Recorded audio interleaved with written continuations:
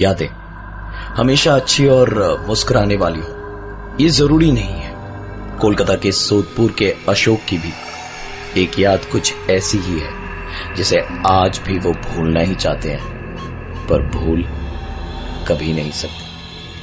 बात 2001 की है, जब Ashok inter college football tournament में अपने कॉलेज टीम के कैप्टन बन के गए थे पश्चिम बंगाल के एक रिमोट एरिया में, जहां उनके ठहरने का इंतजाम किया गया था वहीं के एक लोकल स्कूल में। स्कूल की विंटर वेकेशंस थी तो बाकी स्कूल बंद ही था, बस उनके रखरखाव के लिए कुछ स्टाफ और रूम्स खोल दिए गए थे।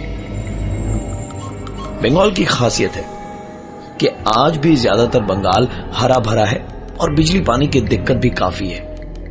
बहरहाल पूरी टीम पहुंची, लगेज वगैरह सब रखने के बाद जब शाम की प्रैक्टिस के बाद सब रूम में इकट्ठा हुए तो मौज मस्ती की सबने मिलकर खूब की और डिनर के बाद कमरे में ब्लोअर के पास जाकर बैठे।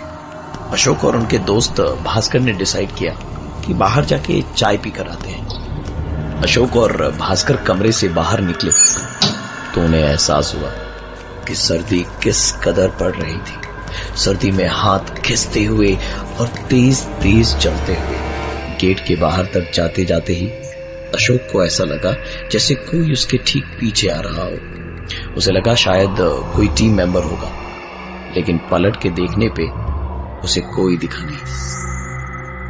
अंधेरा शायद इतना था इसलिए दिखा नहीं होगा, और यही सोचकर वो लोग चलते रहे और सीधे चाय की दुकान पे रुके।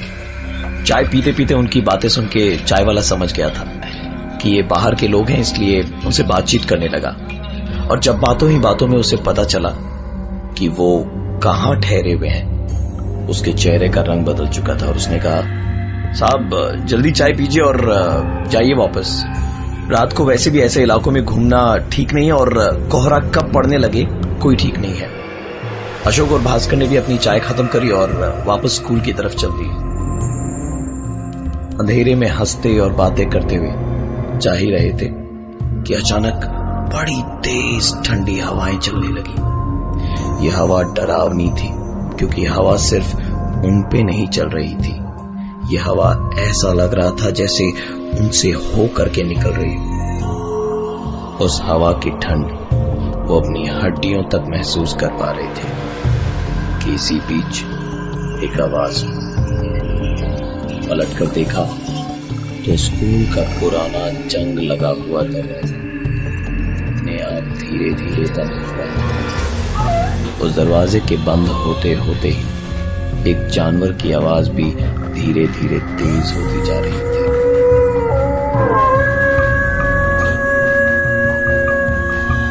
इतना देखना ही था कि दोनों ने कमरे की तरफ दौड़ लगाई और उनके दौड़ते दौड़ते ही अचानक पता नहीं कैसे घना सा कोहरा पड़ने लगा और उसी कोहरे में दौड़ते दौड़ते भास्कर का पैर किसी ने पकड़ लिया। भास्कर झटके से गिरा और तभी उसके हाथ भी किसी ने पकड़ लिए और भास्कर छटपटाने लगा। सिर्फ भास्कर की घुटती हुई आवाज और किसी जानवर के रोने की आवाजें ही सुनाई दे रही थी इस रात के अंधेरे में घने कोहरे के बीच। अशोक दौड़ता हुआ जब कमरे के अंदर पहुंचा तो देखा भास्कर ना तो कमरे में था और ना ही उसके पीछे पीछे। अशोक ने पूरी हिम्मत जुटाई और वापस स्कूल के दरवाजे की तरफ गया तो देखा कोहरा छट गया था और भास्कर जमीन पे किसी जानवर की तरह अपने हाथ और पैर के बल बैठा हुआ था। अशोक ने कहा, थैंक गॉड तू ठीक है यार, मैं तो परेशान ही हो गया था। तू ऐसे क्यों बैठा है? अशोक की बात खत्म ही हुई थी कि भास्कर ने अपना सर उठाया। उसका चेहरा देख के अशोक डर चुका था। भास्कर किसी जानवर की तरह दांत निकाल के अशोक को घूर रहा था। अशोक ने कहा, तेरी ऐसी एक्टिंग से ना मैं डरने वाला नहीं हूं, चल अंदर चल। लेकिन इस बार भास्कर थोड़ा और जोर से गुर्राया, जिसे सुन अशोक की भी चीख निकल चुकी थी। अशोक की ये चीख सुन उसके कुछ और दोस्त जब दौड़े दौड़े वहां आए तो भास्कर एकदम से नॉर्मल हो चुका था। उसने बताया कि अरे हम दौड़ते दौड़ते अंदर आए तो मैं अचानक से गिर गया और मुझे गिरा हुआ देख शायद अशोक के मुंह से चीख निकल गई। थोड़ी देर सबने उस ठंड में हंसी मजाक का लुत्फ उठाया और फिर सब अपने कमरों में चले गए। और वहां से रूम की ओर जाते वक्त पूरे रास्ते अशोक और भास्कर ने एक दूसरे से कोई बातचीत नहीं की। चुपचाप दोनों कमरे में गए और सोने चले गए। आधी नींद में एक आवाज अशोक को परेशान किए जा रही थी। अशोक ने जब आंख खोलकर देखा तो कमरा एकदम नॉर्मल था। कमरे में रखा ब्लोअर चल रहा था और उसके और भास्कर के अलावा 2 लोग वहां और थे। सब बड़े सुकून से सो रहे थे और वो आवाज भी बंद हो चुकी थी। थोड़ी देर के बाद अशोक ने दोबारा सोने की कोशिश की और आंख उसकी लगने ही वाली थी कि उसने दोबारा, लेकिन इस बार यह आवाज ऐसे ही नहीं आ रही थी। इस आवाज को सुनकर ऐसा लग रहा था जैसे कि वो जानवर अशोक के सर के इर्द गिर्द ही घूम रहा हो और उसे सूंघ रहा हो।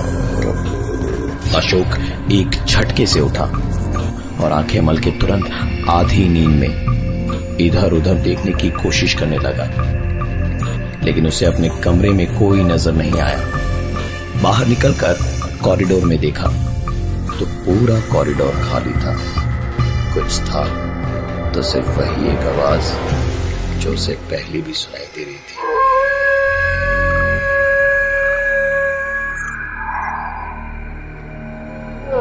देर रात अशोक की नींद एक आवाज से टूटी।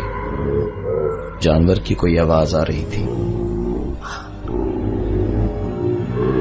अशोक आंखें खोल रहा था तो कमरे में सिर्फ सन्नाटा उसे सुनाई दे रहा था और आंखें बंद करते के साथ ही एक आवाज आ रही थी। अशोक ने उठ के देखा तो रूम में सब सुकून से सो रहे थे। ऐसा लग रहा था जैसे उसी को वो आवाजें सुनाई दे रही थी, मानो कोई सिर्फ उसे ही सुनाना चाहता था। जब कॉरिडोर में गया तो वहां कोई दिखाई नहीं दिया, लेकिन एक आवाज वो जरूर सुनी उसने। बाहर फिर से घना कोहरा था और उसी कोहरे के उड़ते हुए धुएं में अशोक को एक परछाई दिखी कॉरिडोर के एंड में। अशोक ने आवाज लगाई, कौन है वहां? जब उधर से कोई जवाब नहीं मिला तो अशोक वहां दौड़ गया। जाके इधर उधर देखा पर उसे दिखाई कुछ भी नहीं दिया। अशोक को यकीन था कि उसने जो कुछ भी देखा वो उसका वहम तो नहीं था। हो सकता है इसीलिए उसने ठान ली थी कि इस बार आर या पार, चाहे जो हो जाए मैं पता लगा के रहूंगा। पहले उसने बिल्डिंग के आसपास ढूंढना शुरू किया और फिर उसे दूर कोने में ग्राउंड के पास एक आवाज सुनाई दी। वो जैसे जैसे उस ओर बढ़ रहा था वो आवाज जोर होती जा रही थी। आवाज का पीछा करते करते अशोक उस भयंकर सर्दी और कोहरे में पसीना पसीना हो गया था।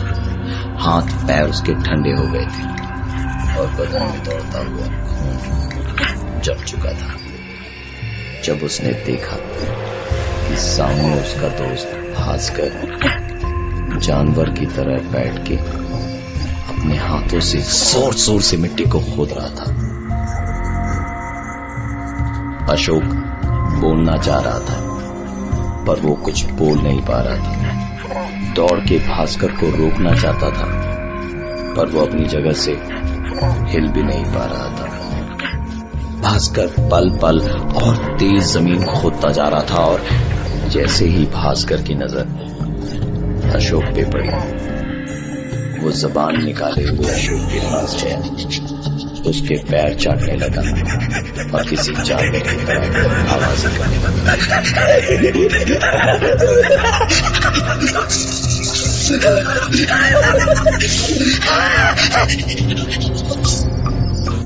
अशोक की जैसे नींद टूटी, उसने भास्कर को पकड़ के खींचना शुरू किया, पर भास्कर किसी जानवर की तरह जिद कर रहा था ताकि अशोक उसे लेके ना जा पाए। किसी तरह घसीटते हुए उसे रूम तक अशोक लेकर गया, तो भास्कर को अंदर ले जाना किसी भी तरह मुमकिन नहीं हो रहा था। वो जमीन पे लौट रहा था और गुर्रा रहा था।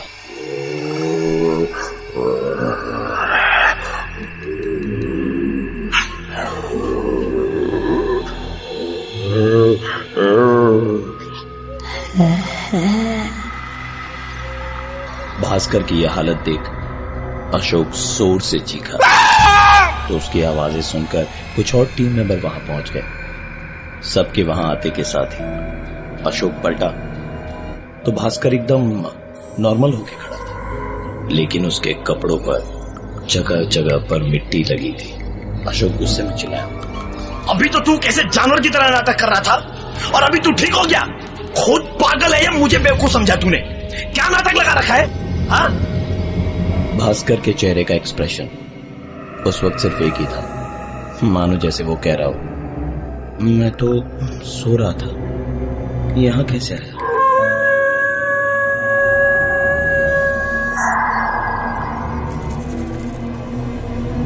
अशोक, जो अपनी कॉलेज की टीम का कैप्टन था, वो अपनी पूरी फुटबॉल की टीम के साथ इंटर कॉलेज फुटबॉल टूर्नामेंट के फाइनल के लिए पश्चिम बंगाल के एक रिमोट एरिया में गया था, जहां उन्हें एक गवर्नमेंट स्कूल में ठहराया गया था।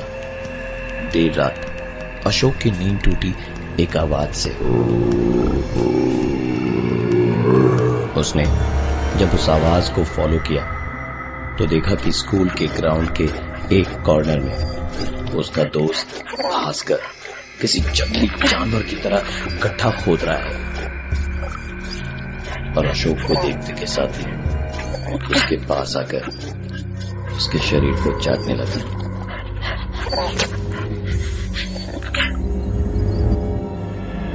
शोरगुल सुनकर जब और भी टीममेट्स वहां पहुंचे तो भास्कर एकदम नॉर्मल इंसानों की तरह वहां खड़ा था। यहां अशोक के साथ कई ऐसी चीजें हुई जिन्हें अगर किसी को बताओ तो या तो वो हंसेगा या आपको पागल कहेगा।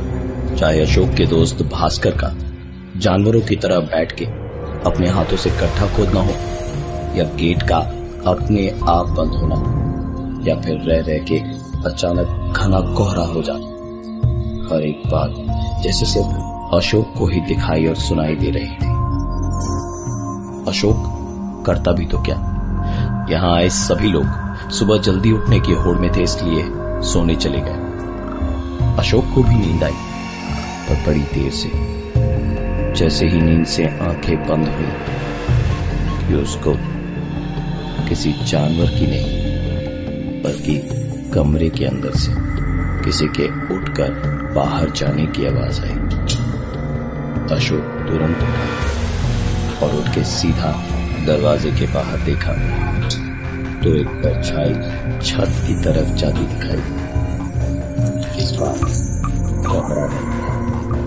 अंधेरे में पुराने सरकारी स्कूल के टिमटिमाते बल्ब माहौल को और भी डरावना बना रहे थे।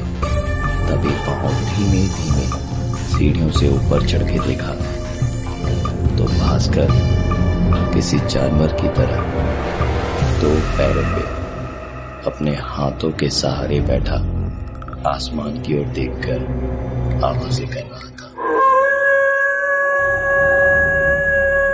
अशोक इस वक्त जितनी भी डरावनी आवाजें सुन रहा था, उससे भी ज्यादा डरावनी चीज देख रहा था अपने दोस्त भास्कर का ये रूप। अशोक ने सोचा कि दबे पांव वो वापस उतरेगा, लेकिन वो हिले इससे पहले ही किसी जानवर की तरह 4 पैर पे दौड़ने की कोशिश करते हुए भास्कर छत के आखिर की तरफ दौड़ा। अशोक समझ गया था कि ये शायद कूदने वाला है। अशोक उसको रोकने उसके पीछे पीछे दौड़ा और जैसे ही अशोक ने भास्कर को पकड़ा, भास्कर दिल मिलाकर तड़पने लगा। अजीब अजीब आवाजें निकाल के भास्कर अशोक की पकड़ से निकलने की कोशिश करने लगा, पर अशोक भास्कर से कहीं ज्यादा ताकतवर था। भास्कर जब छूट नहीं पाया तो वो अशोक को भी अपने साथ खींचने लगा। धीरे धीरे छत के एकदम कोने पे पहुंच गए थे। भास्कर का जानवर की तरह रोना और भी ज्यादा तेज हो गया था। उसमें जैसे ताकत बढ़ती जा रही थी। अब वो अशोक को बड़े आराम से खींच रहा था। 10 सेकंड और होते तो दोनों छत से गिर गए, लेकिन इससे पहले पीछे से आके किसी ने अशोक की कमर पकड़ के जोर से उसे पीछे खींचा। अशोक ने अपने सामने भास्कर को गवर्नमेंट स्कूल की छत से नीचे गिरते हुए पलट कर देखा तो जिस इंसान ने उसकी कमर पीछे से पकड़ के उसे बचाया था वो उसी की टीम का एक मेंबर था। अशोक दौड़ा दौड़ा नीचे गया तो वहां उसे भास्कर की बॉडी दिखाई नहीं थी, और उसके बाद दौड़ते हुए वो जब कमरे में गया तो भास्कर वहां चैन की नींद सो रहा था। आज भी अशोक के जहन में बस एक ही सवाल उठता है कि उस रात छत पर उसने जो कुछ भी देखा, अगर वो भास्कर नहीं था तो कौन था।